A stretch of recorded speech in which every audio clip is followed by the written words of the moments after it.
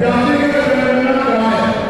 जब तक जाति की जनगणना नहीं होगी तब तक सबसे पहले स्पष्ट नहीं होगा जो आप षड्यंत्र किया गया है और कुछ लोगों को जानबूझ के उनके मुंह से कहना जा रहा है कि इस जाति का हिस्सा ये लोग कर रहे हैं, इस जाति का हिस्सा ये लोग कर रहे हैं, इस जाति का हिस्सा ये लोग कर रहे हैं। मैं चंद्रशेखर आजाद आपको वचन देके कहता हूँ अपने बहुजन समाज के सामने जातिवाद जनगणना कराइए, उसके आंकड़े सामने कराइए। अगर अंतिम परिवार में रहने वाले जिनको जीएसटी का हक आ गया है तो हमारा परिवार है, अगर हमारे पॉइंट के बराबर भी कमजोर पड़ रहा होगा तो मैं वचन देता हूँ कि इससे कभी नहीं समाधान में हम लोग करेंगे। मैं फिर आपसे कह रहा हूँ, आप याद करो जब से इस देश में आरक्षण व्यवस्था लागू हुई है, इस आरक्षण को खत्म करने के लिए चाहे वो कांग्रेस पार्टी रही हो या भारतीय जनता पार्टी रही हो या और कोई मनोवाद चल रहा हो, इन्होंने एक ही चोटी के जोड़ बनाए और आज इस जाति को बाहर निकाल रही है। ये वही जाति है जिन्होंने बच्चे को प्रभाव करती है लेकिन अपने अधिकारों की रक्षा की और आज भी देश में आरक्षण बचा हुआ है, नौकरियां बची हुई है, हिस्सेदारी बची हुई है, राजनीतिक अपराध है, लोकतांत्रिक व्यवस्था है। तो धन्यवाद देना चाहिए उन जातियों का जिन्होंने अपने प्राणों का बलिदान दे दिया, ना कि डंडे साए गोलियां चलाई लेकिन अपने अधिकारों को छूने नहीं दिया। सब लोगों का धन्यवाद करना चाहिए। लेकिन दुश्मन का ये षड्यंत्र है और दुश्मन का समाचार है, दुश्मन जानता है कि 2018 के बाद में ये दलित समाज एकजुट हो गया था। आगे नहीं जब दलित समाज एकजुट हुआ तो वो ये सोचने लगे कि इनकी एकता को कैसे तोड़ा जाए। आप और मैं जानते हैं जब हम मुट्ठी बनकर रहेंगे तो कोई हमारे कार्यों को नहीं दिख सकता, लेकिन जब हम बन जाएंगे, एक उदाहरण के तौर पर बताता हूँ, अगर आप झाड़ू की सिक्कों को इकट्ठा कर लोगे, वो सिक्के जो हैं एकजुट हो जाएंगे, उनको बांध दिया जाएगा तो वो सारा कचरा साफ कर देंगे। लेकिन अगर वो जो सिक्के होते हैं अगर आपने उनको अलग अलग कर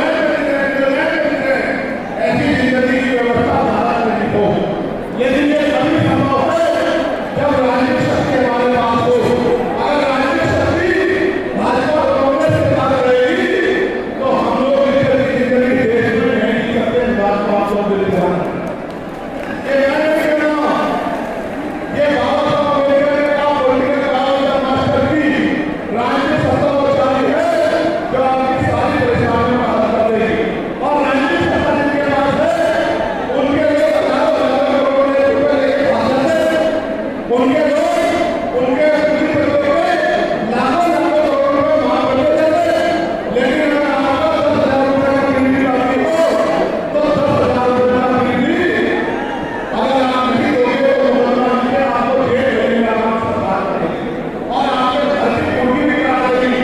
आप किसानों का, मजदूरों का हाल देख लो, आप नौजवानों का हाल देख लो, देश क्या है। तो हमारी सबसे बड़ी मांग ये है, आप समझ करके बताना कि आप इससे सहमत हो रहे हैं।